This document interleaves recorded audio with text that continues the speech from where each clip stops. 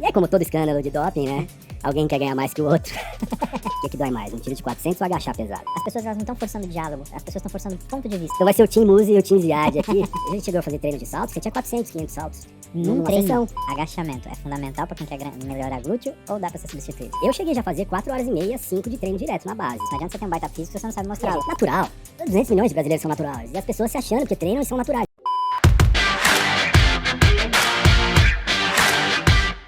Fala pessoal, Paulo Musi aqui. A gente vai falar no nosso Musicast, que agora toma uma forma, né, de programa, porque eu preciso trazer gente que entende realmente daquilo que vocês gostam de ouvir. E eu acho que parte daquilo que eu preciso ter com vocês é uma relação de proximidade e também de preocupação com que vocês de fato aprendam com as melhores pessoas possíveis. E hoje a gente estreia um bate-papo que eu prefiro chamar de Ziadcast, porque Ziad Morad aqui conosco, irmão. Nossa, acredito que está acontecendo isso, sabia? Você lembra quando aconteceu essa conversa? Você lembra quando aconteceu essa conversa? Não lembro, faz tempo. A gente tinha treinado na Gaviões, a gente estava indo no carro, estava me levando para casa e a gente começou a falar sobre isso, eu comecei a falar sobre isso, lembra? Nossa, cara, faz tempo. Faz tempo. Ó, se era Gaviões, era, não era nem 2010, cara. Não. Eu estava terminando 2010. A residência, devia ser 2009. A gente tinha ido lá treinar com... Como é que chamava aquele cara que estava te treinando na época? O André? O Andrezão, sim. Aí a gente estava falando sobre isso. Porra, cara, vamos montar um negócio da gente ir atrás dos caras, dos atletas, tipo os caras que são campeões olímpicos, que fizeram história...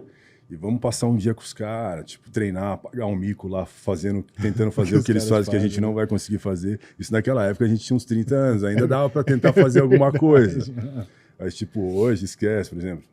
Vamos lá brincar com, sei lá, o Joaquim Cruz. Porra, dá uns toques. Aí, Joaquim, dá um toque pra gente aí, como é que funciona a corrida. Imagina dar um tiro hoje, mesmo ele...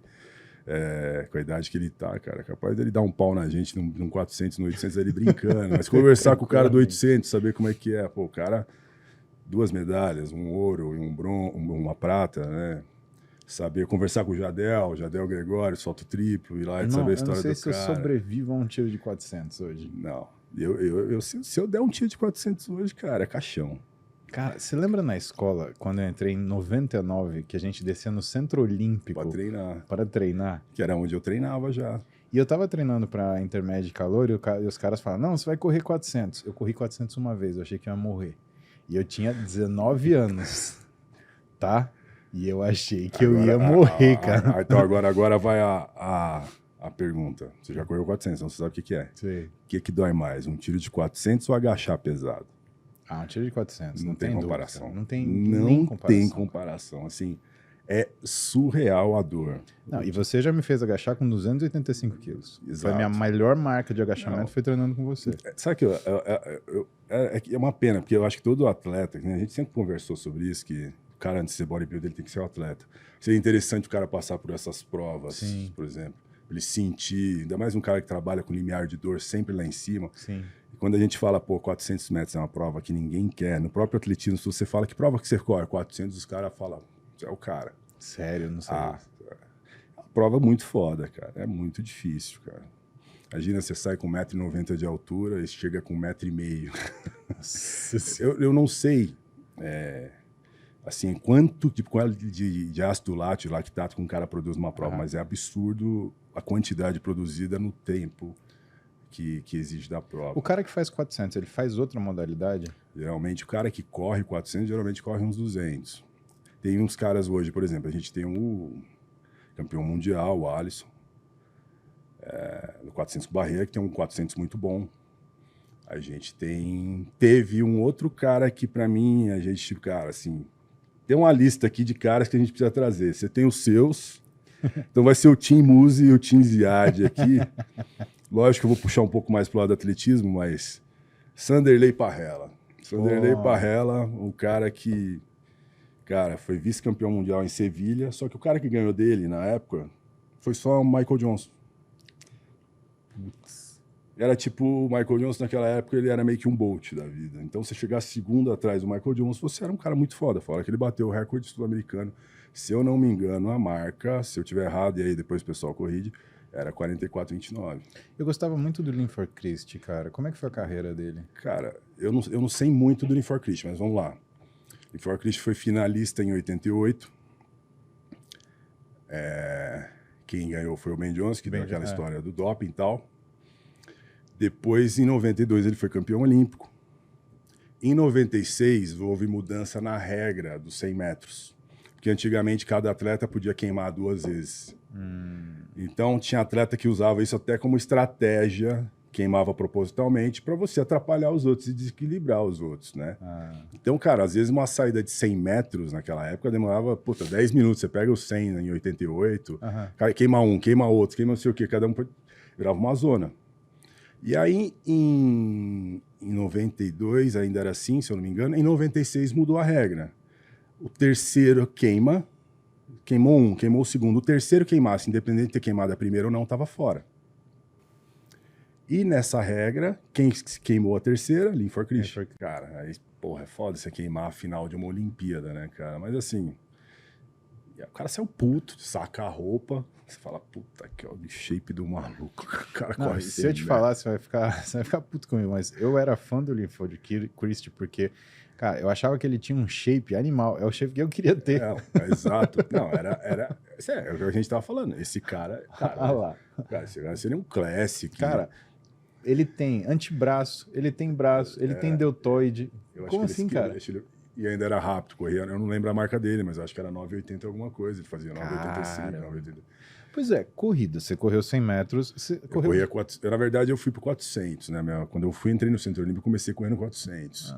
Eu não era tão rápido pro 100. Depois que eu fui ficando velho, eu já não tava enchendo o saco dos 400, que eu não aguentava mais passar mal, e eu quis começar a correr 100. Foi por causa disso? Não aguentava mais. Meu 100 não era muito bom, mas eu queria continuar treinando, eu não aguentava mais correr 400, eu já tava muito pesado. Cara, mas por que os caras que são corredores, eles têm um tronco tão forte assim, cara? Porque eu fico imaginando, por exemplo, jogador de futebol. Os caras, eles têm um tronco muito fininho, tanto que se você pegar uma camisa G de jogador de futebol, cara, é pequeno. Você sabe o que eu aprendi a fazer quando eu entrei no atletismo, de musculação, a primeira coisa? Levantamento olímpico, um cabo de vassoura. Esses caras, naquela época, o levantamento olímpico já era usado no atletismo. Tem um livro, Velocidade nos Esportes, que é o técnico Bob Billman, eu acho. Eu esqueci o nome do cara, depois eu lembro. Que é o técnico do Cal Lewis, o técnico do Dallas Cowboys. E todas as imagens do livro, tudo em cima de levantamento olímpico para trabalhar a velocidade. Ziad, mas não faz sentido você ter um tronco mais leve para corrida, cara? Sim, mas esse tronco, ele ganhou volume não porque ele trabalhou hipertrofia, mas sim de trabalhar a velocidade fazendo olímpico. Então foi um efeito colateral. É o efeito colateral do levantamento. Fora que esses caras, a genética deles, você pega muito velocista que não tem nada de braço. O Linford era um velocista que tinha muito braço. Cara. Você pega o Ben Johnson, por exemplo. Muito braço e muito ombro. O Ben Johnson já era um cara mais baixo, era grande, né? Foi um dos caras que eu vi pela primeira vez e que me chamou a atenção e que eu quis ir pro atletismo. Eu era moleque, tinha 7 anos, 7, 88, não, tinha 11 anos. Foi Ben Johnson. A hora que eu vi entrando no bloco assim, eu falei, meu Deus, olha o tamanho desse cara, eu quero ficar assim, cara. Quanto tinha de altura? Cara, se eu não me engano, 1,73, eu acho que pesava 85. Nossa, ele parecia gigante na TV, cara. A TV não, mas gigante. De alto também, cara. O Ben Johnson eu achava mais que baixo era... de todos. Mas, assim, se eu, olhando os caras daquela final, e você olha os caras hoje, você vê que os caras naquela época eram bem mais fortes. Eu, pelo menos fisicamente. Eu olhando, eu acho. Comparando com os caras hoje. E as marcas estão mais baixas hoje, proporcionalmente, pela mudança do tipo físico? Não em relação ao tipo físico, mas as marcas baixaram por mudança técnica, mudança de pista, qualidade de treino. Antigamente os caras treinavam, você não tinha câmera para ver os caras. Hoje você pega qualquer celular e vê erro no meio da passada e arruma. O cara tinha que... Se você errasse, seu técnico estava vendo. Você tinha que entender o que seu técnico estava falando e tentar fazer. Não existia câmera naquela época. Ele não conseguia te mostrar. Ele não conseguia te mostrar. A câmera veio muito depois. E aí, olha que curioso. E a gente fala dos 100 metros, todo mundo lembra do Ben Johnson. Mas ninguém fala do cara que estava na raia 1 naquela final. Carl Lewis? Quem era? Robson Caetano. Robson Caetano. Cara, ele era mais alto que o... E você sabe que é curioso? Se eu estiver errado, e aí já fica o convite, né? Robson, se quiser vir, assim, e Robson já é um que, né? Bom, Robson tá convidado Já aqui, tá o Robson pronto. Caetano aqui, ó. Heróis aqui serão sempre lembrados. Boa. De todos aqueles, vários foram pegos no doping. O único que não foi pego até hoje, que não teve nada de doping, é o Robson Caetano. Caramba, mano. E ele tinha um físico que não era dos mais musculosos, ele era um cara mais Ele era muito longilíneo, forte, né, cara? Eu ele achava, era muito forte, eu mas... gostava também. Ele tinha um físico bonito pra caralho. Mas você sabe, hoje eu acho que o físico dos caras de hoje, por exemplo, mais longilíneo, me lembra mais os físicos do Robson Caetano dessa época, porque esses caras mais musculosos, Linford Christie, por exemplo, né? E que eu ficava perguntando, cara, mas é muito peitoral pra carregar, é muita chapa pra bater no então, vento, cara. É que na Como hora que o faz cara isso? tá correndo, cara, o volume triplica de tamanho na imagem, porque estão todos os músculos contraídos. Eu acho que talvez, tirando o bodybuilder, né, que as poses você é obrigado a treinar, agora naturalmente mostrando, eu acho que a corrida de velocidade é onde você mais vê tudo contraído ao mesmo tempo, acho. se você, né, olhar pelo menos a concordo parte com de você. frente. Né, de glúteo, as pessoas não estamos comparando isso, mas o que acontece naturalmente. Então o cara parece que fica muito maior, ainda mais você tá olhando o cara de longe, os caras são muito secos, né? Esses caras, cara, assim, normal, basal desses caras é ter menos de 8, 9% de gordura. Quanto que é um treino desses caras, assim? Quantas horas eles treinam por dia? Quantas horas você Então, treinava, por exemplo? Então, mudou muito, né? Naquela época, os caras treinavam muito mais, era muito mais volume de treino. Hoje, tá tudo muito mais específico, muito mais específico e mais voltado para aquilo. Eu não sei realmente qual é o volume, mas, por exemplo, fora na base, que a base é o período off-season. Tá. Isso é uma outra coisa legal. Então, eu fosse falando off-season para as pessoas que a gente quer o que tem mais relação entender que é isso. Seria o fora de temporada. Então, seria o trabalho onde você mais usa... Seria como se você pegasse um carro de Fórmula 1, acabou a temporada, o que esse carro precisa arrumar que não temos tempo de fazer durante a temporada? Então, põe lá na garagem, precisa fazer isso, precisa fazer aquilo. Então, onde você trabalha todas as qualidades físicas do atleta. Tudo que ele precisa ali. Força. Precisa de aumentar mais força? Precisa. Precisa de mais resistência nisso? Precisa melhorar isso? Precisa... Então, isso é a base. Como você trabalha com mais volume aí tinha treino aí que chega a 5, 6 horas na base. Cara, Treinando. 6 horas, mas aí direto? Não, eu cheguei já a fazer 4 horas e meia, 5 de treino direto na base. Mas esses caras alto nível, eles dividiam o treino em 2 períodos. Quantos anos você tinha? Eu tinha 19, eu acho. Chegava a que horas pra treinar? Cara, eu já teve... Olha só, eu entrei na... Olha que louco isso. Eu entrei na Unib, que era a faculdade que tinha lá perto do Centro Olímpico. Sim. Justamente ficava 4 quadras da pista. E minha mãe era louca porque eu entrasse na USP. Eu falei, não, se eu entrar na USP, acabou o atletismo. Ficar lá no campo dos infernos, cara, no Butantã. Eu falei, vou dar uns gatos aqui no cursinho. Eu falei, mãe, só deu pra passar aqui. Você acredita que eu fiz isso? Galera, Unip te odeia agora. Da Unib. Não, mas, cara, a Unib ficava, nem existe mais, ela ficava ali na Jamariz. Não lembra do antigo Palace, onde tinha aquela casa de show? Lembro. Ela ficava ali. E aí o Centro Olímpico era 4 quadras dali. Então eu saía da faculdade 10h30 e ia pra pista, na base. E aí ficava lá até 4 horas da tarde, cara. E aí ia embora no ônibus, calculando o tempo, como é que funcionava. Era uma coisa, insana, assim. Eu era muito viciado no negócio. Mas você chegava pra trás. Porque hoje, por exemplo, de manhã eu tô fazendo as lives, aí o pessoal, mas você faz cardio antes de treinar, aí depois você treina, Cara, e vira aquela discussão. Olha como era... Olha, 5 horas de treino, como que era? olha o padrão de aquecimento. De 2 a 3 voltas na pista. Só aí já foi 1,2 km. Verdade. Trotando fraco. Fundista, eu vi alguns caras que chegam para aquecer, fazem até 3K. Pra aquecer. Trotando fraquinho. Esses caras, 3K pra esses caras não é nada, cara, corre uma maratona. Aí depois você entrou, tô falando, isso que eu ouvi, tá? Agora o que eu fazia. Então a gente tava lá, 2, 3 voltas na pista trotando, beleza. Aí entrava nos alongamentos. Naquela época a gente fazia muito alongamento de forma estática, né? Trabalhando muito a flexibilidade. Depois que veio mais os balísticos dinâmicos.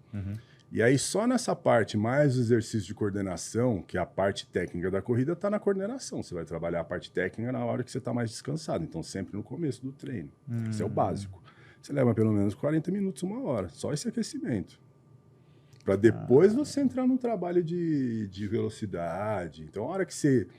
Os caras, quando veem o cara correndo 100 metros lá, tem uma outra pista atrás, um túnel onde os caras estão aquecendo. Tem uma pista, obrigatoriamente uma pista para armap. Então, você tem uma Olimpíada, você é obrigado a ter 2 pistas. Uma de aquecimento e uma principal. Quando o cara entrou no bloco ali, ele só entrou, ajusta o bloco e tchau. Caraca. Mas ele já está 2 horas aquecendo, já está fazendo... Hoje em dia tem um monte de massagistas fazendo liberação miofascial, que a galera fazendo. Em relação ao aquecimento, isso não mudou muita coisa, essas coisas novas que entraram, né? E o trabalho de força, musculação? Quando você está na base, você teoricamente não precisa de velocidade. Então você dá mais preferência para o trabalho de força. E aí o que você treina? Agachamento, os levantamentos olímpicos, arranco, arremesso. Mas não treina tipo bíceps, deltoide, isso não Não, faz, você não né? treina bíceps, mas você, por exemplo, você treina muito supino, remada, senão você precisa ter uma estabilidade. Mas aonde que você trabalha o ombro ali? Dos levantamentos olímpicos, do arranco e do arremesso. Aí você não fica fazendo bíceps. O bíceps não tem utilidade nenhuma no atletismo, sabe? E muito trabalho de femoral. Femoral trabalha muito, porque quem faz a extensão do quadril durante a corrida é glúteo posterior. Então, se o femoral no corredor, pode pegar qualquer corredor, os caras têm um femoral absurdo. Se passa a alavanca nórdica para os caras, somente esses velocistas hoje, os caras descem no chão e voltam sozinhos, cara. Se for eu já consegui fazer isso. Eu não consigo mais, pelo peso e minha estrutura, a relação tronco-perna mudou muito, né? Eu tinha muito menos tronco antes e muito mais perna, então você conseguia fazer. Então, mas aí você pesava quanto quando você conseguia fazer? Tenho vergonha de falar. Não, você tinha uns 100 e pouco, vai. Quando eu corria? Não, quando você conseguia fazer as alavancas nórdicas, eu pesava 78 quilos. 78? Você imagina, eu tenho tô com 115 hoje, eu pesava 78. Eu corria com 78, 79. Quanto foi o máximo de peso que você conseguiu fazer uma alavanca nórdica? Cara, acho que 82, 83. Depois não passou disso, esquece. Aí que depois que eu parei de correr também, você para de treinar menos perna, começa a treinar mais tronco, eu comecei a fazer mais musculação. E o que fazia para isquiotibial? Fazia stiff, por exemplo? Alavanca nórdica, os caras fazem praticamente todo dia. Cadeira flexora. Todo dia? Tinha umas mesas flexoras antigas, hoje tem mais máquina moderna. Tem muito exercício com elástico também. Para posterior de coxa? Para posterior de coxa. Tá aí, olha só, você falou, fazia alavanca iraniana todo dia, alavanca nórdica todo dia. Praticamente. O que é uma coisa que, por exemplo, na musculação o pessoal... É usado, por exemplo, teve uma época no meu treino que o Ricardo passava a alavanca nórdica no aquecimento. Alavanca nórdica normal, né, para posterior e a reversa para elipsoas. A gente fazia e todo dia fazia. Todo no aquecimento. Então, eu acho que hoje você tem até uma opinião de musculação que às vezes é um pouco diferente, né? Que existem situações, não vamos colocar sempre, mas que determinadas coisas você tem, às vezes, até a necessidade de você trabalhar todo dia. Exato. Por exemplo, quando eu falo, não posso fazer agachamento todo dia? Pode. Por que você não pode fazer agachamento todos os dias se você quer melhorar a parte técnica do agachamento? Quer dizer que se o cara corredor, corre todos os dias, tem treino todos os dias. É verdade, faz sentido. O cara que nada, ele nada todos os dias, ele vai nadar. E outra, o ombro do nadador é usado todo dia. Tendão de Aquiles, joelho e quadril de um corredor é todo dia. Então, por que ele não pode correr todos os dias? O que vai te dizer isso, tirando o aquecimento que é leve, que isso nem conta, é a intensidade que é colocada em cada treino. Por exemplo, os corredores de 400, na minha época, você tinha um dia de treino anaeróbico lático, e você tinha os treinos de anaeróbica lático. Então, todos esses sprinters que 30 metros, 40 metros, 50 metros, são tiros anaeróbios, aláticos. Os tiros mais anaeróbios, aí vai depender do intervalo que você coloca entre eles e a distância. Mas, para a gente dos 400, por exemplo, eu posso pegar... Aí que entra outra coisa, você tem que saber o 100% do tiro do cara. Se põe lá, o cara tem 15, vamos pôr que... 200 metros, o cara corre para 20, beleza. Então, se eu colocar 6 tiros de 200 para ele a 22,5, 23 com uma pausa um pouco curta, eu vou estimular a acidose nesse cara. Né? Agora, se eu colocar com uma pausa muito longa, eu já não vou querer, já não vai ser um treino anaeróbico lático para esse cara, entendeu? Então, tudo depende do 100% do cara. Mas do que você precisa estimular. Mas mesmo os treinos dos caras dos 100 metros, que não eram treinos que é praticamente treinos aláticos, os caras tinham muito volume. Não, muito tinha volume. Tinha. E isso você acha que era o que fazia a hipertrofia dos caras? Os treinos de potência e de velocidade. Tem muito treino, por exemplo, que a gente... Olha só. Saltos. O cara, às vezes, ele não trabalha muito o agachamento. Ele faz agachamento na base, 1/4 de agachamento, que é muito comum. Mas, por exemplo, o cara precisa ganhar muita potência. Qual a melhor forma de você ganhar potência? Saltos. A gente chegou a fazer treino de saltos, você tinha 400, 500 saltos numa treino. sessão. Então, imagina 400 saltos. Imagina, por exemplo, 100 saltos para um cara que nunca fez saltos. Imagina a carga de saltos desses atletas naquela época. Hoje eu não sei como é que é. Ver isso, Não, por exemplo, saltos horizontais. Quando eu falo que o atletismo tem uma... por isso que eu acho que é um esporte que todo mundo deveria fazer, eu não acho que ele é o mais completo, mas como introdução para todas as pessoas, eu acho que ele é o mais adequado. O atletismo, o levantamento olímpico e a ginástica olímpica. Mas se você fizer saltos horizontais com uma perna direita, salto unilateral direita, depois salto unilateral esquerdo, saltos alternados, aí você tem uma sequência de saltos rápidos, aí você tem saltos mais longos, você tem, por exemplo, salto RAM, BT-Calf. Só aí você já tem uma variação de saltos absurdo, que trabalha diferentes partes dos músculos do corpo, mas que geram hipertrofia também, como consequência, mas que o objetivo é gerar potência. Entendi. Então você tem um cara que é forte, grande. E potente. Mas ele não trabalhou para ficar grande, ele trabalhou para ganhar potência. Aquele meio quilo, 1 quilo que aparece ali do nada, um ano depois, cara, é efeito colateral do trabalho de E potência. você acha que isso pode ser uma relação? Essa falta de funcionalidade do pessoal que treina muito aficionado em fisiculturismo 3 séries de 8, 4 séries de 10, drop 7, cluster, etc. Você acha que esse modelo que hoje a gente percebe que ele é meio engessado é uma das razões porque uma boa parte das pessoas, eu diria, não consegue desenvolver massa muscular depois de um determinado patamar? Você acha que isso é um dos bloqueios? É a falta de função? A falta de função. Aquilo, se preocupar em trabalhar só a hipertrofia e esquecer de qualidades físicas que você tem que trabalhar também, como força, trabalhar potência. Por que você não pode trabalhar saltos com um cara que faz, por exemplo, na base, com bodybuilder? Imagina o quanto de potência também ele vai ganhar para fazer mais agachamento, quanto a própria parte cardio que ele vai melhorar para aguentar mais treino. Entendeu? Então, trabalhar... vamos agora voltar para a periodização de treinamento, foi criada em cima das qualidades físicas. Não existe periodização para estética, se a gente for ver bem. Porque em estética, você não tem como mensurar quanto de músculo você ganha e nem programar. Olha, vou treinar tanto para ganhar tanto. Touché. Percebeu? Touché. Então, que não existe periodização de treinamento para estética, para ganho de massa muscular. As periodizações de treinamento foram criadas em cima das qualidades físicas básicas. Força, potência, resistência, velocidade, equilíbrio. Caraca. Se não me engano, vamos lá, era força, velocidade, agilidade, resistência, flexibilidade, eu acho que eu não lembro do equilíbrio agora, se eu devo estar errado. Eu aprendi isso foi muito tempo na faculdade.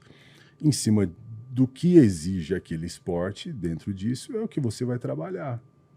Potência, por exemplo. Olha que louco. O que é a potência? Força versus velocidade. Certo? Perfeito. Tá, mas beleza. O cara que corre 100 metros, ele precisa de potência. Sim. Certo? O cara que faz powerlift precisa de potência. Tudo bem. Quanto de potência nessa somatória em porcentagem ele tem que ganhar e quanto de velocidade? Pô, não sei. Não, é isso que eu também não sei, mas não é curioso isso? Porque é força versus velocidade. Você tem potência. É 70% de força que esse esporte exige, 30% de velocidade. Por exemplo, o atletismo eu já acho que você precisa de mais ou menos uns 80%, 70% de velocidade, uns 30% de força. O power eu já acho que você precisa mais de uns 70%, 50% de força e 20%, 30% de velocidade. Só que você não tem a porcentagem exata de quanto em cada dessas qualidades para você ter potência. Não, e também a gente tem pessoas de situações diferentes, né? Então você vai ver uma pessoa que tem, sei lá, ela consegue fazer potência com tranquilidade, mas ela tem dificuldade para fazer força. Por exemplo, e às vezes, olha o que acontece muito também, isso era normal na época, o cara ganhava muita força na base, mas não conseguia transferir isso em termos de velocidade para a pista. Conseguiu entender? Entendi. Então, eu fiquei muito forte. Por exemplo, eu agachava com 200. Beleza. Corria um 100 para 10, 30. Exemplo. Pô. Tô chutando, não tô... Tá bom. Beleza. Aí eu comecei a agachar com 250, mas meu 100 metros não melhorou. Continuou, sei lá, 10, 30, 10, 40. Então, tem essa relação também de transferência. Nossa, eu achava que automaticamente, se ganhasse força, isso voltava. Não, senão um Ronnie Coleman seria o recordista mundial de 100, mano.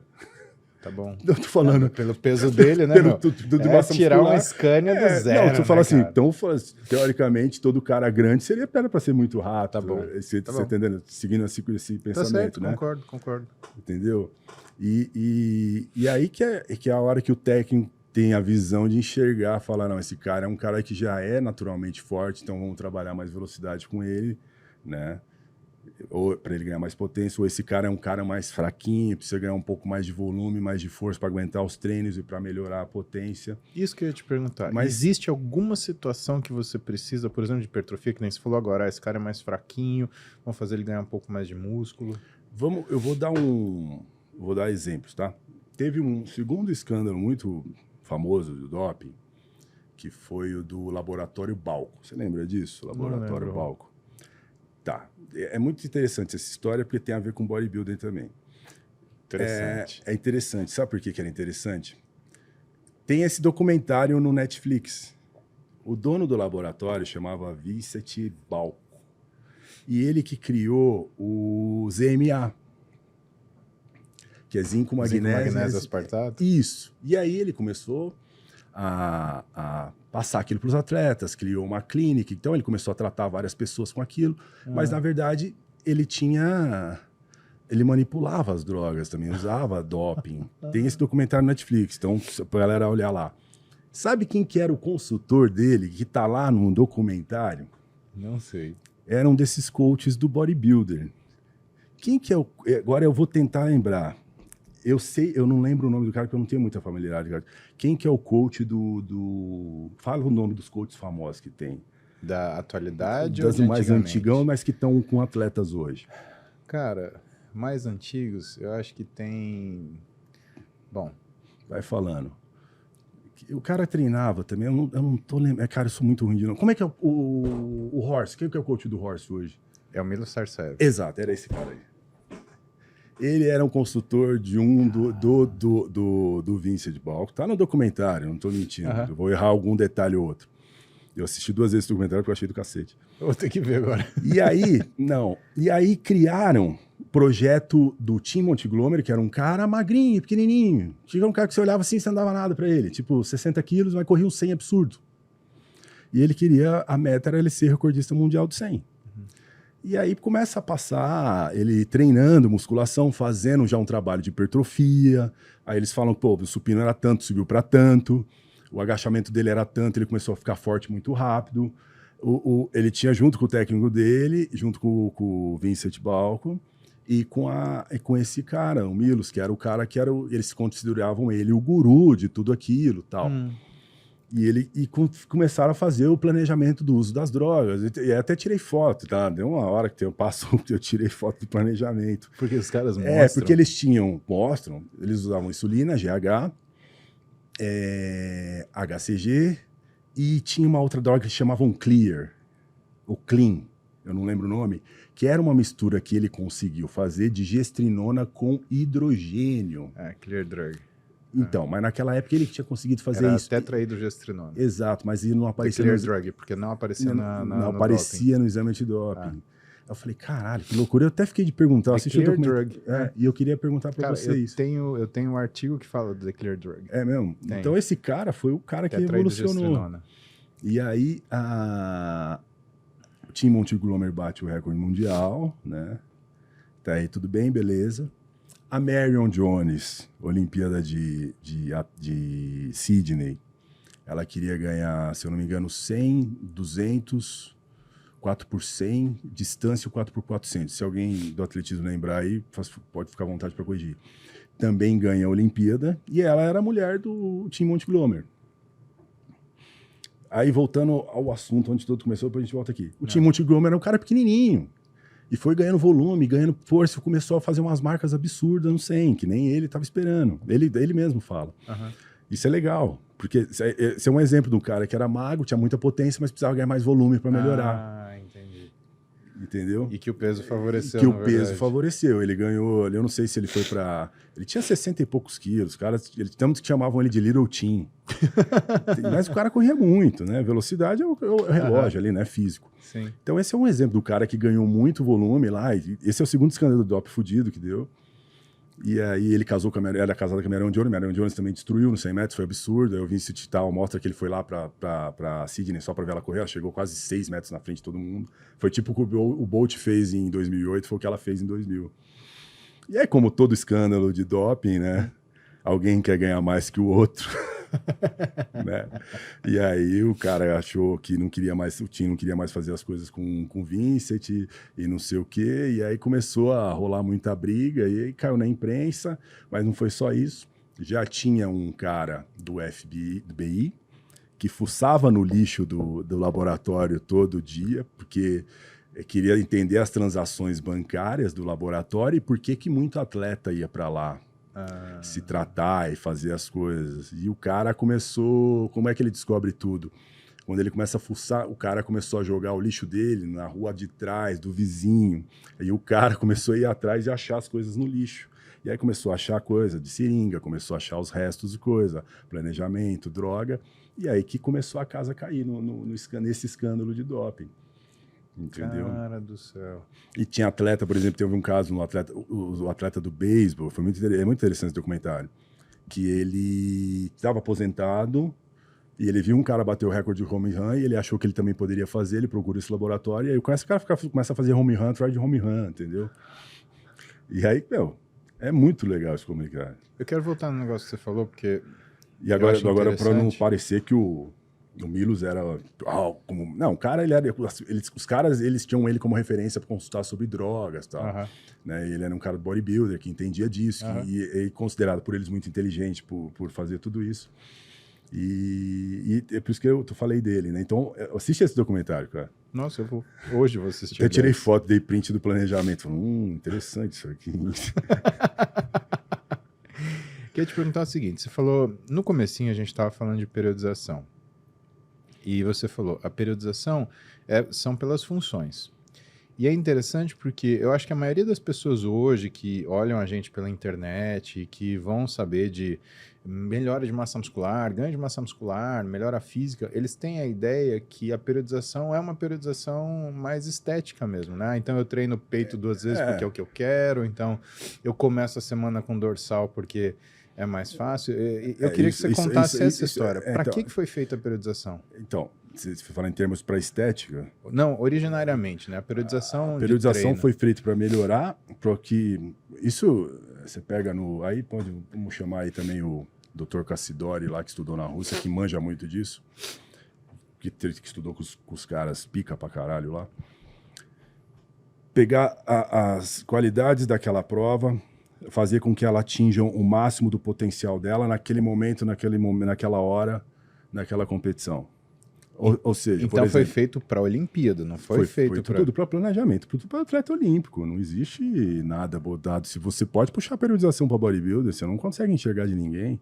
Não existe. E que eu acho errado também, todos esses técnicos que preparam atletas, eles deviam começar a montar a periodização deles e escrever livros sobre isso, porque você não tem referência. Você tem referência de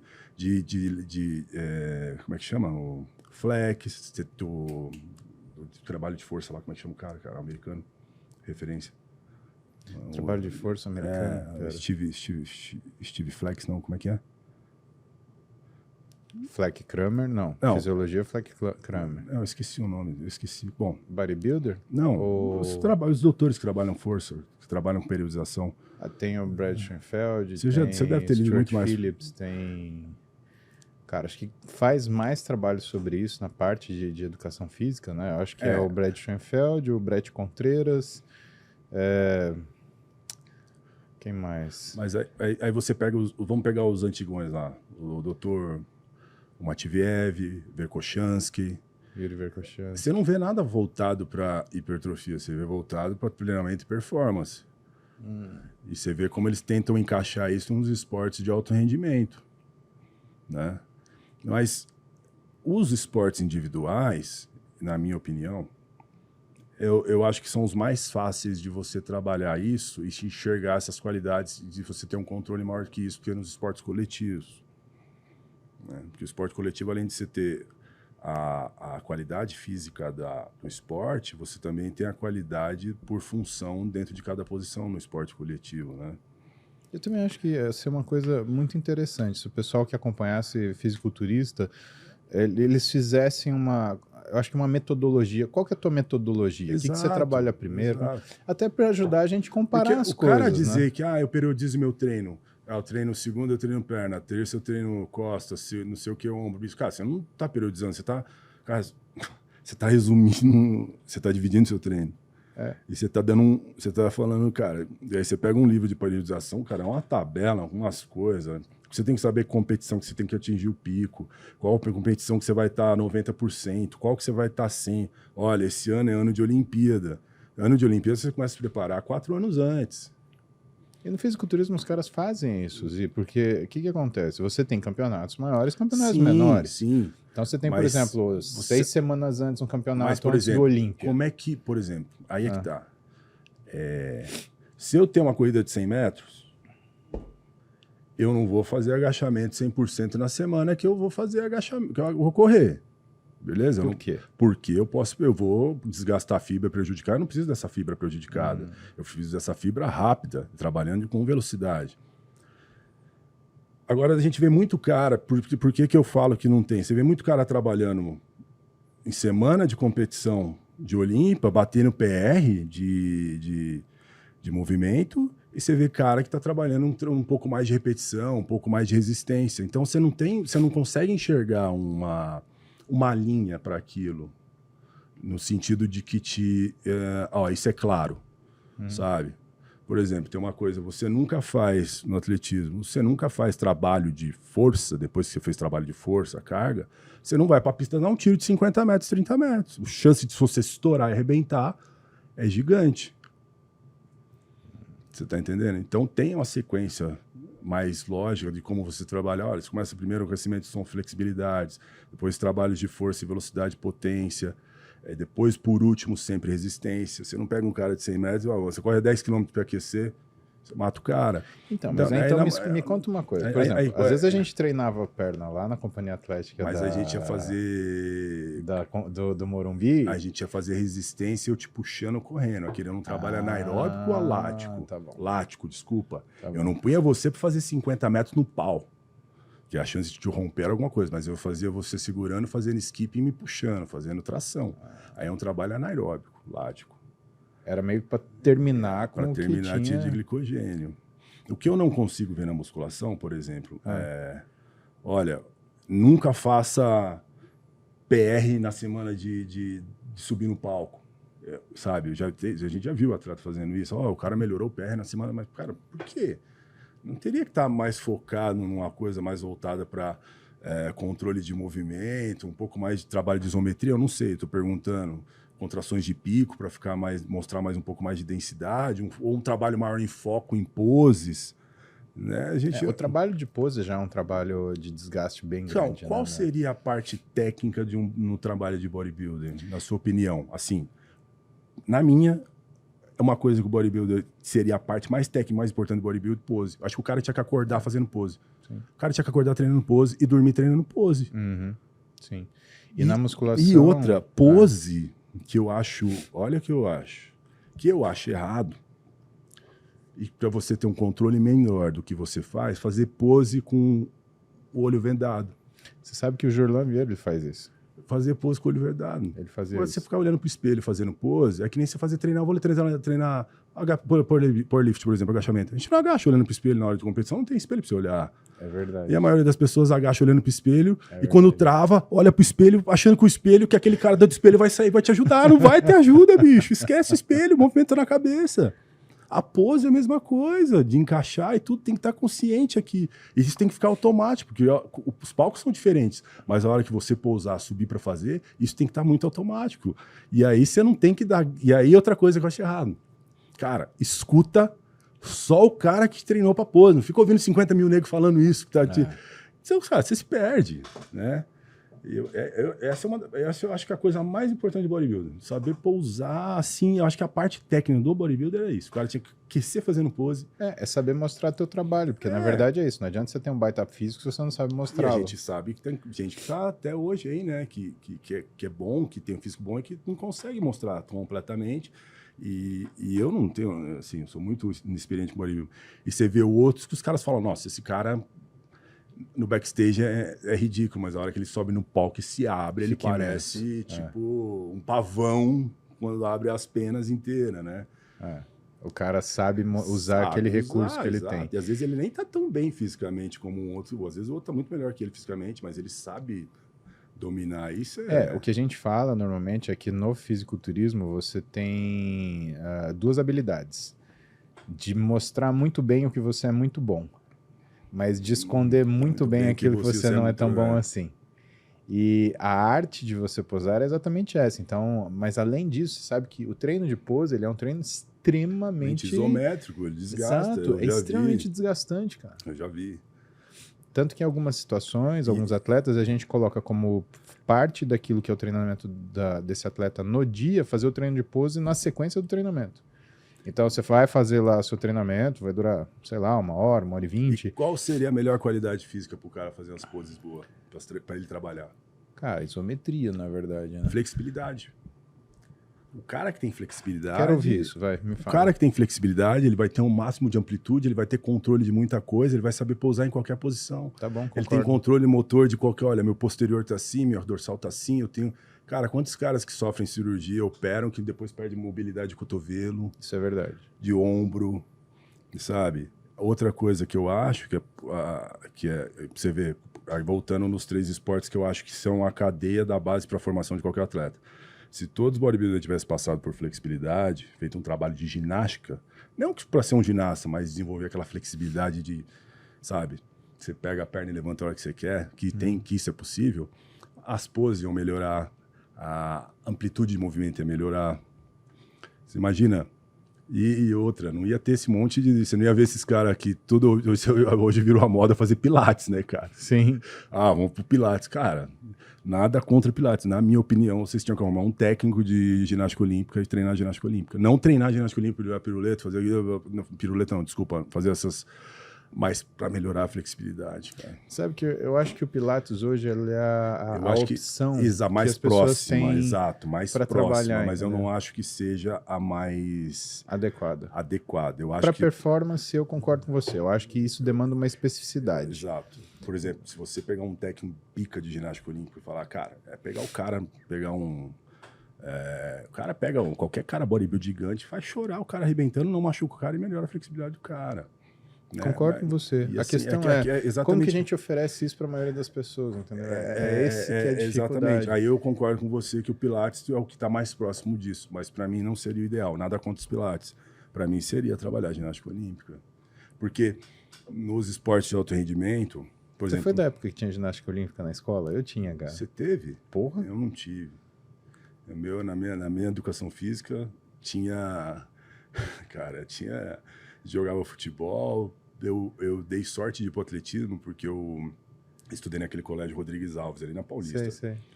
E era um cara, um professor de educação física, eu nem lembro o nome dele, era super militar, tinha que fazia fila, ordem, sentido, tudo aquilo lá, e fazia flexão, fazia um monte de coisa, uma coisa bem militar, assim. Depois ele liberava para você jogar, fazer as coisas. E nessa escola que ofereceram, olha, a gente tá com um teste, o pessoal quiser ir lá no Centro Olímpico treinar, e não sei o quê. E foi aí que eu fui pro atletismo. Você tinha 11. Tinha 13 anos. Não, você já era maior. 13 anos de idade. Quanto você pesava, Zi? Cara, eu tenho lá na ficha lá acho que eu pesava 69 quilos. Nossa senhora, eu não te imagino. Mas eu era grande, com 13 com 69, era um cara já... Era engraçado, porque quando eu cheguei no atletismo, lá em Minas, quando eu morei um tempo em Minas, meu pai é de lá, e eu ficava, né? Você sabe da história. Sim. E eu tinha a família lá, tinha um primo lá, o Jader, que eu considero um puta irmão, casado com uma prima, não. E eu fui pra fazenda, eu ia pra fazenda tirar leite. Então eu aprendi a tirar leite e tal. Com 10, 11 anos já tirava leite, já ajudava, trabalhava de manhã lá e depois ia à tarde pra escola. E aí você vai ficando habilidade, né, cara? Cara, meu antebraço, era uma coisa ridícula quando eu cheguei aqui. Eu tinha um antebraço assim. Os caras no atletismo brincavam, me chamavam de Popeye. Puta, o tamanho do antebraço desse cara. Segunda-feira os caras vão estar tudo apertando o teto de vaca. Não, cara, mas te juro por Deus. Agora, voltando... Você Não, vai é ver sério. só. Mas, cara, você imagina naquela época, você não tinha ordenha. porque- Você não tinha ordenha a mecânica que nem é hoje. Hoje a maioria, você injeta as coisas na maminha lá. É. Cara, agora o cara... Cara, era fazendeiro que tirava 1.000 litros de leite... 500, 200, era tudo na mão, cara. Não tinha Sim. dessa, cara. Começava às 5 da manhã. E o movimento, para falar pra galera, não é um movimento Não é um natural movimento de força. de- Porque não. o movimento natural de força, ele começa do quinto dedo. E esse é o contrário. É assim, ele consegue esse é o contrário, ele consegue começa do de indicador e polegar. Trava o Nossa, leite cara, na mama, isso aperta aqui- e solta. Exatamente. E assim, Vem buscar, e segura, quando você pega umas vacas que tem a mama macia, tá tudo bem, é beleza. Aí verdade. você pega uns, por exemplo, eu já tirei umas vacas, tinha um amigo meu, parceirão, que é Stone, que tinha umas vacas gir. Cara, umas tetas duras do gir leiteiro, que a gente tirava, era bem duro, sabe? Você tinha que fazer mais força, cara. Era foda. Era foda, então... É isso aí, man. Aí é raiz, Eu man. sei que é, cara. Só quem apertou tetadura que sabe como é que é. Irmão, quem já selou cavalo, montar em boi não, mas, pô, quem já tirou leite, sabe como é que é? A gente da roça, irmão? Porra, tomar leite ali, ó, melhor whey protein. Ali Lembra é brabo. na mama tomar? Sim. Você sempre deixa sempre a vaca com bezerro mais velho pra você tomar o leite Sim. ali na hora, né? Aquele canecão de alumínio, Alumínio, boa. boa. Açúcar cristal, O real. beleza. Café, Nossa, cara. dá uma limpada na baba ali, aquela espuma gostosa, e você toma, pá, você tá inteirão. Que lactose, caralho. É um baita alimento, né, cara? Ali é proteína inteira. Aí você fica 6 meses sem vir pra São Paulo, não sei o quê. Por que você acha que saiu essa, aliás, por que você acha que tanta gente agora tem medo desse negócio de leite, de coisa inflamatória? Você fez nutrição também, além de treinador, cara, você também é nutricionista, Cara, né? você sabe que um tempo atrás, eu nunca dei muita importância pra isso, mas eu passei a ter um pouco de intolerância à lactose. Eu fiz uns testes e realmente tava muito ruim, mas eu fico muito tempo sem comer, melhora. E eu vou introduzindo devagar, beleza, mas se eu começo a colocar com muita frequência, piora de novo. Mas assim, era horrível, cara. Eu vejo muita diferença entre adulto e criança, né? O que explica isso, na verdade, é que a lactase é uma enzima que a gente trabalha a gente produz sobre indução. E como realmente na nossa rotina a gente não consome lácteo com tanta frequência, quando come alguma coisa diferente, nós, numa fase adulta, a gente acaba sentindo um pouquinho mais. Não, né? e aí você pega, por exemplo, criado no meio do mato lá, tirando leite. Todo dia você tá tomando leite de vaca puro, que eu não sei se é possível dizer que um leite de puro tem mais lactose que um leite de saquinho ou qualquer coisa do tipo. Não dá para saber o nível de lactose, né? Sim. Mas de gordura é muita. Sim. Tanto que quando eu vim para São Paulo, eu fiquei um ano aqui, fui de férias para lá. Fui lá vou lá pra fazenda, beleza, vamos tirar um leite, bonitão, vou lá. Porra, ainda tô bem pra tirar aqui, enchi a caneca. Mandei a caneca, meu irmão do céu. Não deu nem 3 minutos. Aí começou a ficar tudo branco, barriga já começou, caiu pressão. Senti muito a diferença, cara. Não fazia muito tempo que eu não tomava. Caraca, leite na hora. Foi assim, automático. Com uma canequinha? Uma canequinha não, a canequinha lá era de 700 ml, né? Porra, Não tem canequinha de lá, não é canequinha, né? Pera aí, irmão. Caneca de fazenda é 700 ml, 1 litro, né? É quase 3 dedos de açúcar cristal, mais 3 de café. E aí, tipo... Você fez você faz praticamente um milkshake, né, cara? Provavelmente, mas me deu uma diarreia, cara. E aí foi foda pra começar a tomar de novo.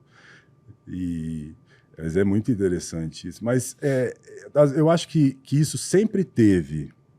Sempre existiu, só que eu acho que naquela época as pessoas não tinham tanta informação para saber o que era e nem como distinguir isso, como sabem hoje, né? Eu acho que nem tinha tanta tecnologia para você saber isso ou tanta informação como tem hoje. Ou não? O que você acha? Olha, eu acho que as duas coisas. Eu acho que não era só informação, não tinha comunicação entre as pessoas, então elas não trocavam experiência. Por exemplo, hoje a gente está sentado aqui falando sobre isso, mas essa conversa ela é motivada também pelo que a gente vê das pessoas falando, por exemplo, na internet. Exatamente. Então, quer dizer, e se a gente não tivesse visto esse Na tipo internet, de... Será que a gente conversaria? Exatamente, estaria conversando sobre isso. E se as pessoas que estão vendo a gente não vissem a gente falar disso, elas conversariam espontaneamente entre elas? Exatamente. Então, eu acho que a questão dessa comunicação digital, o quanto a gente tem tudo isso intrincado hoje, é responsável não só pelo que é a quantidade de conhecimento que é gerado, mas é a familiaridade que você adquire com, às vezes, assuntos que são de extrema complexidade, né? E que, às vezes, geram um problema e não uma polêmica, porque você acaba tendo informações parciais, né? E isso é um grande problema para nós outro hoje. problema também é as coisas são muito mais complexas do que parecem e as pessoas falam na internet como se fosse simples de resolver. Exatamente. Esse é um outro grande problema. Que é o que... Mas você percebe, as pessoas, elas às vezes procuram tanto o que é uma definição de um ponto de vista de acordo com o próprio conhecimento, que elas deixam aquilo mais raso para... Por exemplo, nós não vamos discutir mecânica de automóvel aqui. Não, porque eu e você... mas a gente pode discutir como é que é dirigir um carro full assim. Exatamente. Como é que é dirigir um Fusca e a Panameira sua, né? Então a gente vai saber a diferença. Mas a gente não vai saber discutir, porque o ângulo do virabrequim... Exato. Ou tipo, por que tem que ser 90 graus a temperatura, sei lá, exatamente, do carro? alguma coisa X. Isso é coisa de engenharia. É que nem no você. Geral... Eu vou discutir, por que você vai fazer uma cirurgia de cruzado anterior? Por que você tem que tirar o tendão semitendíneo para usar ali de enxerto? Por que você não tira não sei o quê? Por que você faz esse furo assim? Vocês estão entendendo? Verdade. Vou tipo, te ensinar a operar, cara. Cara, mas eu acho que as dúvidas... e você falou uma coisa provocativa agora, que para mim é importante, porque essas coisas são importantes para... As provocações são importantes para que exista diálogo, né? E que a gente consegue normalizar. Só que aí que tá, as pessoas elas não estão forçando diálogo, as pessoas estão forçando ponto de vista, Ziad. Exato. Então, aquilo que eu penso é o que conta. E se você não concorda comigo, você está errado. Polarização. Cara, isso é ruim. A gente já passou por isso, a gente já foi vítima disso. Mas vamos voltar nas Olimpíadas, que é o objetivo da gente conversar aqui. Então vamos voltar às Olimpíadas, vamos lá. E eu quero voltar, a gente falou de treinamento. Vamos resumir o 88, final. Tá bom. A gente sempre olha pros gringos, por não sei o que, cara, e a gente não olha pro... Cara, Robson tava ali, a gente tinha um brasileiro na final de 100 metros. Faz quantos anos a gente não tem nenhum brasileiro na final de 100 metros? 30 anos. Né? Aí eu falo... Robson Caetano foi o último finalista brasileiro? No 100, nunca mais ninguém chegou. Eu acho que o que chegou mais próximo foi o Paulo André, agora na semifinal. Eu acho, não tenho certeza. Mas aí, vamos lá. Naquela época, o Robson corria 10 cravados. E aí o Robson me corrige aí, e convidadíssimo para vir para cá, Jadel, Joaquim, e vamos juntar os heróis. 10 cravados. O recorde naquela época era 9,90, 9,91, ninguém corria abaixo de 9,90 ainda, né? Então olha quanto o Robson estava próximo do recorde mundial. É verdade. Né? Então qualquer momento, se o Robson acertasse uma corrida porrada, ele podia bater o recorde mundial, né? Aí o recorde hoje... 9,58. O ano passado só, isso não é desmérito nem nada, mas é só para você ver a evolução. Nós tivemos 2 brasileiros que conseguiram quebrar o recorde do Robson, 9,96 e 9,97, se eu não me lembro o nome dos atletas. Depois de quase, sei lá... 30 anos, cara. 35 anos. E aí, rolou uma discussão, na brincadeira dos caras lá no grupo, que eu falei, cara, quando eles bateram esse recorde de 9,96, 9,97, eu falei pros caras, mano, o Robson era pica. O Robson era foda. Porque o Robson corria 10 cravados, mas o recorde era 9,91, 9,80. Ninguém tinha corrido abaixo de 9,90. É verdade. Então tava ali, ele tava 10 décimos do recorde, é verdade. Aí os caras, mas os caras bateram o recorde do Robson. Beleza. Animal, 9,96, 9,97. Os caras são foda. E que os caras comecem a correr isso como média, não como melhor tiro. Só que o recorde hoje tá 9,58. Tá 4 décimos abaixo. E ele tava 1. Ele tava 1. É. Olha como ele a gente... É muito foda. Você pode falar, cara, o cara era foda. Muito foda. Ponto. Robson era pica, mano. Tá aí, numa corrida de 100 metros, você acelera a pista inteira? Então, outra coisa que eu vejo que mudou muito das saídas de bloco de hoje para antes. Você vê o Ben Johnson, ele já saía meio que em pé e já saía, começava a correr. Hoje em dia os caras aceleram com o tronco mais baixo, porque com o tronco mais baixo, então o centro de gravidade está aqui, o quadril. Então tudo que tiver à frente, eu tiro sobrecarga do quadril. Beleza? Tá e bom. aí você é um cara bom de física, você vai entender, né? Você sabe que isso. Então se eu tô aqui, então se eu quero fazer força no quadril e trabalhar muito o glúteo, fico com um tronco completamente inteiro. Se eu vou jogando o tronco para frente, eu vou tirando a sobrecarga do meu centro de gravidade, isso fica mais fácil para eu acelerar. Então você acelera como se fosse um avião, empurrando o bloco com o tronco baixo e vai subindo devagar. Isso leva mais ou menos 30, 40, entre 40 e 50 metros. Aí depois, quando você olha os 40 e 50, os caras começaram a ficar em pé. E aí a manutenção da corrida e vai embora. Então isso mudou muito daquela época para cá. Pelo menos eu acho. Posso estar até errado, mas... Então você acho não que acelera a corrida inteira. Você acelera o máximo que você puder com o tronco baixo. A hora que você sentiu que você não está ganhando mais velocidade, é a hora que o tronco começa a levantar. Agora, se você sair correndo em pé, você vai sair fazendo muito mais força. E você vai se desgastar mais. Lembra aquele exercício que a gente faz que eu fiz para você de panturrilha? Que eu punha você em pé bem paralelo, reto. E falava, tenta ficar na ponta do pé. Puta que pariu, eu lembro. Aquele exercício, para mim, é o exercício mais pica de panturrilha, pra você começar aquecendo panturrilha. Você vê a dificuldade que é pra você ficar em pé? Difícil pra caramba. E quando eu inclino você 10 graus pra frente, você faz 50 alivia, repetições.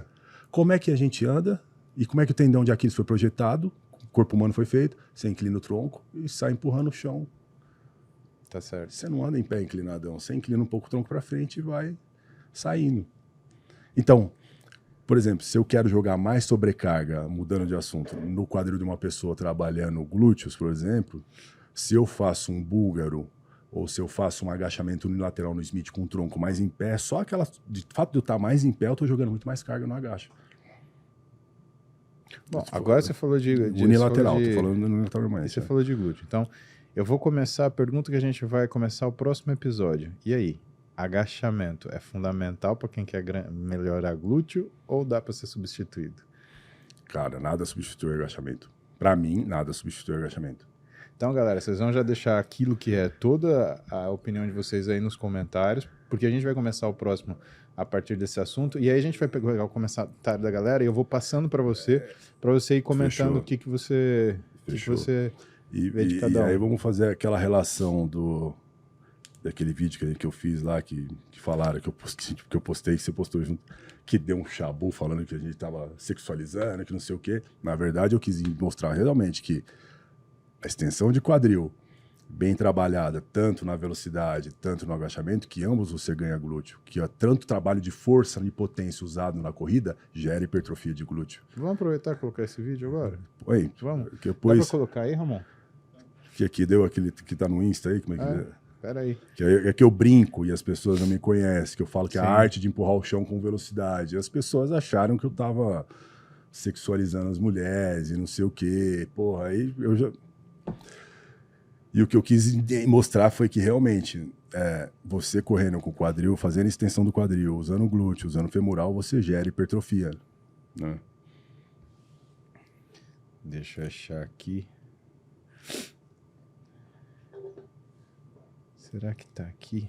Mas voltando pro Olímpico. Aham. Dos atletas que você já viu e que você acompanhou em Olimpíada, quem que você acha esse cara é fenomenal? Cara, eu acho que... Bom, em primeiro lugar tem as modalidades, né? Então... Mas eu vou te falar que eu acho da Olimpíada, né, o mais emocionante para mim é o atletismo. Não são nem as modalidades, cara. Tem muita coisa legal, né? E tá vindo muito esporte. Esses dias eu fiz uma brincadeira lá, não fiz até um vídeo falando sobre isso, que a galera falando dos naturais. Eu falei, cara, natural, 200 milhões de brasileiros são naturais, e as pessoas se achando porque treinam e são naturais. Legal que você treina natural. E eu classifiquei da seguinte maneira: você tem os naturais e são pessoas normais. Sim. Que treinam, né? Tem um físico, beleza. Tem os hormonizados. Perfeito. Beleza, que o cara tomou a bola e às vezes atingiu um ápice físico que nunca atingiria sem usar. E também nunca vai saber, porque usou no meio, então você não sabe quanto foi o potencial que ele explorou treinando naturalmente. Ah, e se fosse natural, quanto ganharia? Não dá pra saber. Não dá pra saber. E aí eu classifico sobrenaturais.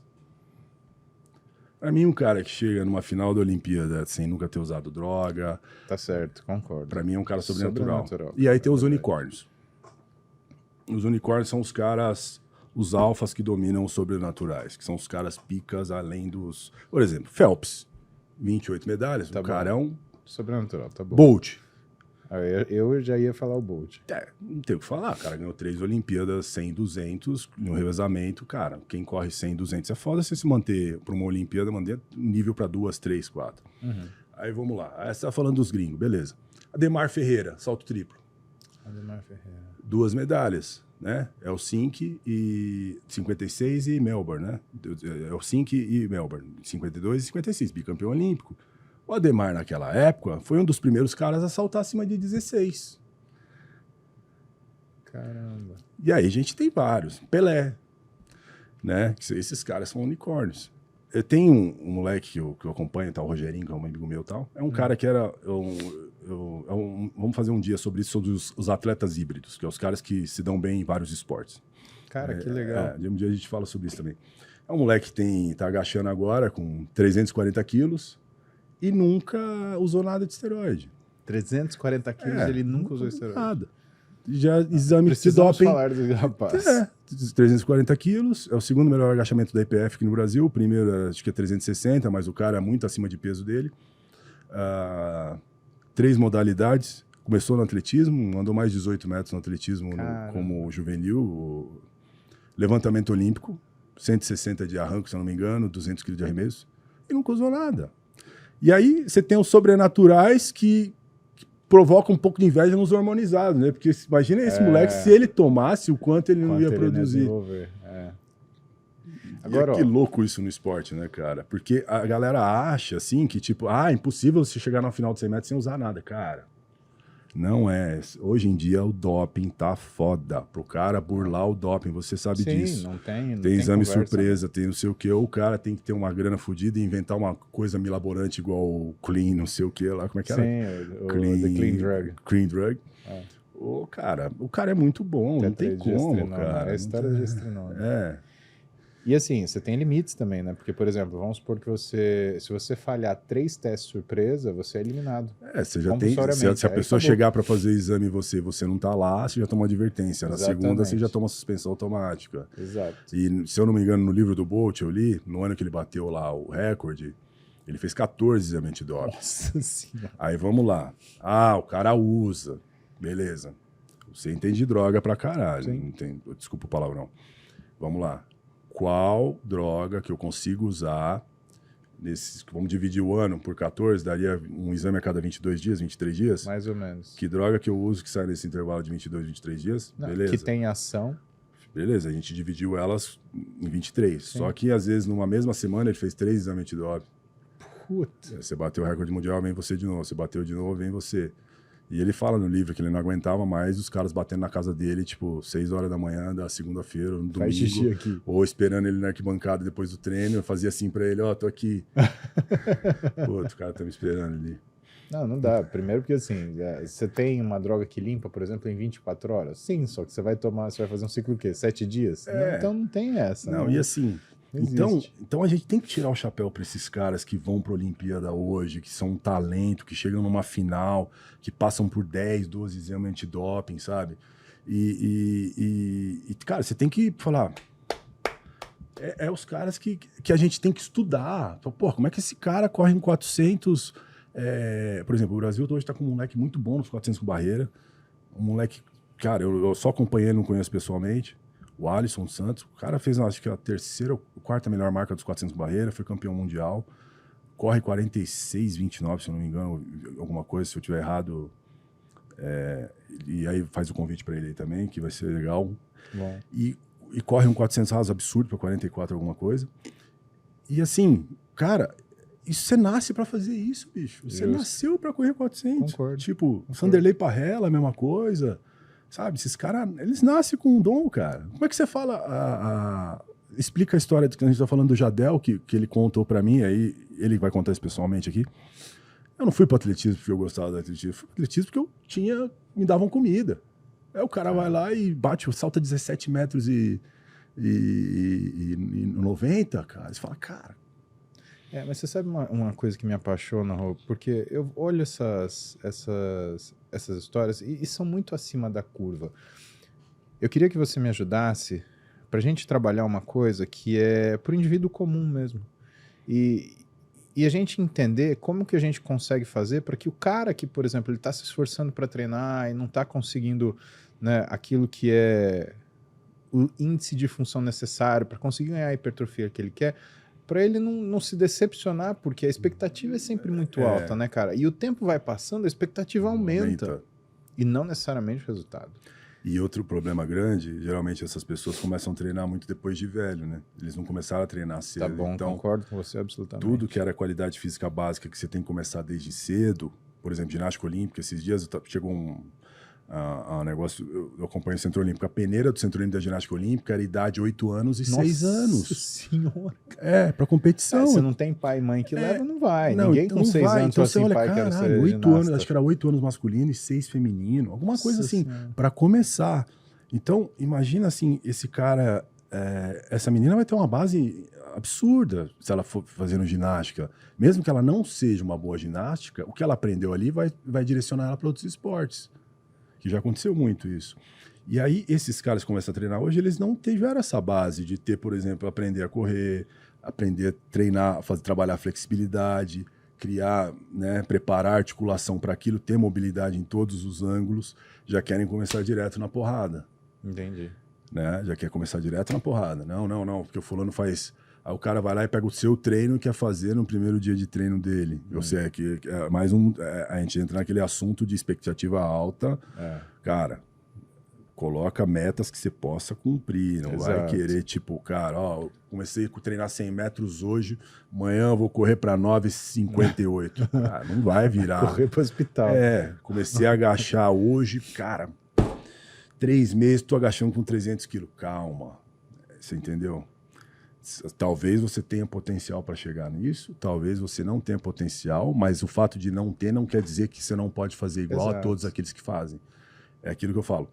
Você não precisa ser um Bolt, você não precisa correr como Bolt, ou como Robson, ou como muitos atletas que a gente teve, no mesmo padrão, que eu digo, as performances.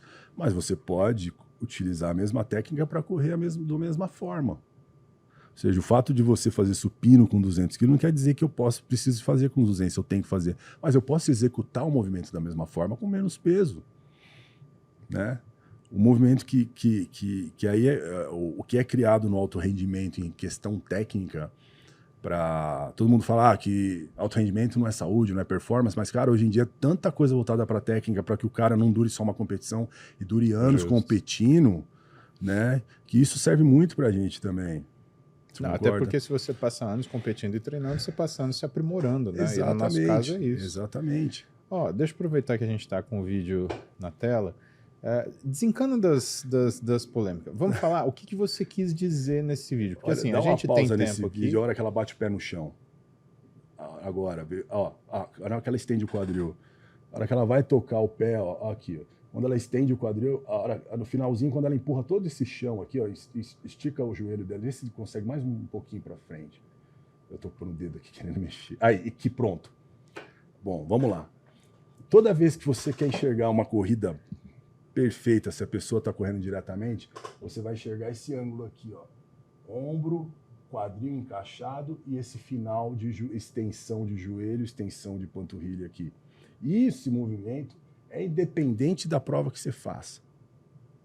Ou seja, se você correr 10 km, 5 ou velocidade. Quanto mais rápido, maior vai ser a sua aplicação de força aqui. A passada grande na corrida, ela não vem porque você esticou essa perna lá na frente, mas sim de o quanto de potência você aplicou aqui. Eu já achava que era o quanto você ia buscar. Não, porque quando você abre a perna para buscar lá na frente e bate o pé fora da linha do quadril, você freia a corrida. É aí que vem as maiores consequências de canelite. Por isso que vem a canelite. Então, esse aqui, ó. E aí, olha só que louco. A força que essa mulher tem que fazer para manter o quadril nessa posição alta, que a gente chama de correr alto, que é o que vai facilitar para você empurrar o chão. Porque o tronco dela tá perpendicular ao chão. Exatamente, ela tá correndo na reta. Ela tá assim, ó. É muito grande de abdominal, de core, para você manter o quadril estável assim. Uma coisa é manter o quadril parado, outra coisa é você tá 30, 40 por hora, ela deve estar uns 30 e pouco por hora, 20 e pouco, fazendo porrada e mantendo isso aqui. Por que aí que entra a coisa? Por que a hora que você trava na corrida de 400, o que você mais sente quando você correu 400? Glúteo posterior de coxa queimando, panturrilha. Panturrilha Nossa! É horrível. Se você correu pra caralho, corri, você tá sentindo quadríceps, você tá correndo errado. Você não tá empurrando o chão, você tá freando, ou você tá correndo sentado. Agora, se correndo, tô sentindo, tô trabalhando, tô sentindo o glúteo, tô sentindo o posterior, aí você tá correndo corretamente. Isso aqui, ó, é o básico, assim. Pra todo mundo que não conhece corrida, aí vai vir e falar, mas ela é uma velocista. Se você olhar fundista, vai estar assim. Mas meu pace é 5. Corre no pace 5, um pouco mais em pé, empurrando o chão também dessa forma. Isso aqui é por causa da velocidade dela. Quanto mais rápido ela tiver, maior ela vai. Quanto mais força ela aplicar, maior vai ser a passada dela aqui. Entendi. E aí tem outro detalhe: jogar o máximo de potência no menor tempo possível de contato com o chão. Quanto menor o contato com o chão, né? Mas jogando o máximo de carga, de potência, no caso. Então, anda mais um pouco, então, Ramon. Pode soltar. E aí, o que está sendo trabalhado aqui? Que é, cara, glúteo posterior. Ó, ela é uma corredora de 400, aquela menina, e elas são gêmeas. Tá? Aqui aqui no final do salto, é que os caras no site que eu pego, foi no Instagram chamada Athletics Gorgeous. Olha a barreira. Para nessa parada aqui também. Olha aqui. Nossa, que sensacional. Aqui é um final de 400. Essa ali é a Claver. Cara, vamos falar de shape, mudando. Tá bom. Essa mulher, depois você põe, ela tem um corpo, pra mim, um shape, assim, fenomenal. Era uma menina que ela falava, eu quero ser wellness. Aqui. Cara, mas olha só, olha o tamanho do tríceps, do deltoide, do Exato, trapézio. ela é mulher, dela, uma holandesa, ela é uma corredora, mulher. Depois, isso daqui é só... Vou mandar o Insta dela pra você. Pera aí, já te mando aí. Isso daqui é só... Como é que fala? Levantamento faz esse trabalho Cara, de upper body, ela já meu? tem... Exatamente, só levantamento. Você vê os levantamentos de peso olímpico dela, é uns clean com 100 quilos. Quem faz clean com 100 quilos, cara? Então, além de ter muita força, tem muita flexibilidade. Aqui ela já tá no final da corrida, tá morrendo. Você percebe que a passada já está mais curta, a distância entre esse pé e outro. Mas mesmo assim ela tenta estabilizar o quadril e ficar alta. Porque no 400... Essa tendência ela fica em pezinho. Exato, porque a pior cagada que tem no 400 é a hora que você travar, fudeu, entrou aquele lá que tá paulado, é você querer fazer força para chegar e você vai sentar e estragou a corrida. Então, o que você faz? Você mantém um quadril alto, irmão, travou, só roda e chega e reza pra Deus pra não passar mal. É isso que você faz. Eu lembro que eu corria 400, cara, e eu ficava andando e pensando assim, cara, minha pré-carga não pode parar. Se eu andar, eu vou morrer. Não. Deixa eu andar.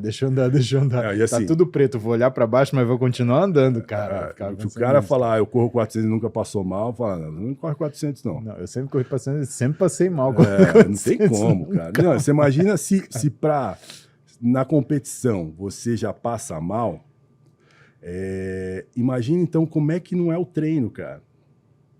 Cara, foda. Pra você aguentar o lactato. É verdade. Eu vou mandar uma foto. E eu lembro quando eu tava aqui. na intercalo, porque eu corri 400 na intercalo, né? Eu corri você lembra? Eu corri 100, corri 400 e corri assim, revezamento 4 por 100. Estudante de medicina calouro, eu entrei, a gente conheceu no primeiro ano. O cara se fode muito, porque os caras que são malacos, que já estão lá há mais tempo, falam, você corre 400, você vai pro 400, porque ninguém quer correr 400, ele pega aquele carolo que vai obedecer. Eu fiquei felizão, cara. Óbvio, você não sabia. 400, yes! Os caras não sabiam a merda que você tava entrando, né, cara? Falou, vou pro 400, beleza, eu vou lá todo feliz. É que nem eu quando entrei no atletismo. É isso aí, eu vou. Eu cheguei no atletismo, eu achei que eu ia correr 100, né? Falei, pô, legal. Aí os caras, não, você tem habilidade e tal, você vai se dar bem pro 400. Meu irmão do céu. Eu falei, beleza, 400, né? 4 vezes 100, então vou ficar 4 vezes mais forte. Ah, o que é aquilo? Primeiro tiro de 400 na minha vida, eu corri 54, mas passei mal de um jeito, cara. Eu falei, nossa, cara. E minha estreia no intercalo, cara, eu tava na intercalo média, aí eu passei uma hora sem camisa na pista, aí a torcida começou, vai Ben Johnson, vai Ben Johnson. Não, porque eu lembro quando você entrou na facu, você entrou na Escola Paulista, foi o ano que eu entrei. E você já era grande, perto de todo mundo, né? Tanto que eu e você demorou um tempo, ficou um estranhando o outro na sala, até começar a conversar. Parecia dois boi olhando e falou, mano, o que esse cara quer aqui? Aí eu vi aquele cabelo pintado. Cara, que engraçado, cara. Aquilo tira a moral de qualquer um. Não, Não era qualquer cabelo, era um moicano pintado de vermelho, cara. Eu nem sei se os moleques na escola paulista ainda faz isso, cara. Esses dias eu encontrei uns índios aí. Cara, essa mulher, assim, ela corre 400... Pra mim é absurdo, assim. O shape dessa mulher fala, você é o wellness. E sabe o que é interessante? Como é que é a base de todo bodybuilder? Ficar gigante, um off, ganhar peso, não sei o quê. Cara, a base desse pessoal ganha 2, 3 quilos no máximo. E ela fica assim o ano inteiro. Ela não tem teste de ganhar 10 quilos e perder pra correr, cara. É ganhar 1,2 kg, volume de treino pra caramba, bastante trabalho de força, depois transformar essa força em potência, ganhar velocidade e fica assim o ano inteiro, cara. Olha isso. Então, como atleta conserva, né? Aí vieram com aqueles papos, estão sexualizando as mulheres, que não sei o que for. Primeiro, vai reclamar com a Adidas, Puma, Nike. Quem faz a roupa delas são eles. Verdade. E se eles fizeram para elas, foi porque teve aceitação e teve consulta com elas. Exatamente. Tá? Então, assim, antes de falar que eu tô sexualizando ou qualquer outra coisa, essa menina é a... esqueci o nome dela, cara. Ela acabou de bater o recorde indoor dos 400 e é muito boa nos 400 com barreira. Isso é uma saída, por exemplo? Mas isso aqui foi feito para foto. Mas, teoricamente, se você sai de um bloco, você sairia desse jeito um pouco mais inclinado. Cara, é quase um salto, velho. Ela foi preparada para foto. Mas, olha... Tem uma outra também que no atletismo, as mulheres... em termos de shape, eu acho que chamam mais atenção que os homens pelo que elas fazem. Você encontra... por exemplo, hoje você não encontra mais cara, tipo, igual o Lean for Christ correndo. É um ou outro que você encontra. A galera tá um pouco mais magra, os velocistas. Os decatletas, sim, você vê uns caras mais... Não, acho que... Cara, eu acho que mudou muita coisa em termos de técnica. Aquilo que eu te falei, às vezes o cara não precisa daquele de peso, ele quer ficar rápido, ele não trabalha mais velocidade, mudou muita coisa. Mas os decatletas não, os decatletas são os caras que são grandes, que tem um shape, assim, apresentável em relação... A gente comparando isso com bodybuilding, né? Porque eles estão cagando pro shape, eles não estão nem aí. Verdade. Eles querem, se tiver que ficar gordo e correr sem bater o recorde mundial, o cara fica. O cara quer resultado, né? A gente que tá falando de shape comparando, né? Mas é que a galera pergunta isso, né? E já temos então assunto para comentar o próximo, né, cara? E aí, é impossível ficar assim só sem tomar bola. Não, eles tomam escondido. Não, eles têm droga que, sei lá, eles manipulam. Eu falo, cara... Não tem essa ideia. Não é difícil as pessoas aceitar o talento das outras às vezes, meu. Não, é que é muito mais fácil você atribuir o seu fracasso, na verdade, jogar a desonestidade do próximo. E aí que você não... Aí eu entendo por que o cara não prospera. Senhoras e senhores, então aqui com Ziad Morad, treinador, nutricionista, 20 vezes campeão brasileiro. Mentira. Eu ganhei um brasileiro só de powerlift, só em 2015. Não, foi 10, fala a verdade. Não, eu ganhei um só. Ganhei paulista, acho que uns 4 só. O Terra ganhei... Só 4? Tá bom, pô. Tô velho, fui velho. Tem uns moleques aí que ganharam 10 brasileiros. Tem moleque lá que não sai mais da competição de brasileiro, tipo...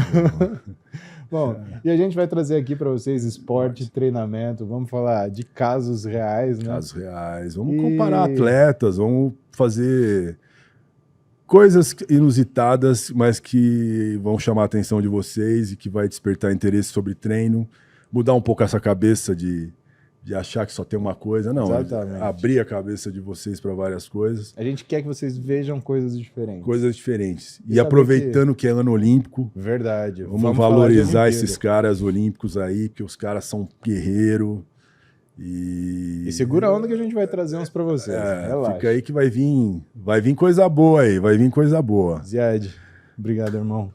Valeu. Tamo junto. Pô, aqui enfim, man. Até que enfim, pô. Galera, um abraço. A gente se vê. Abração.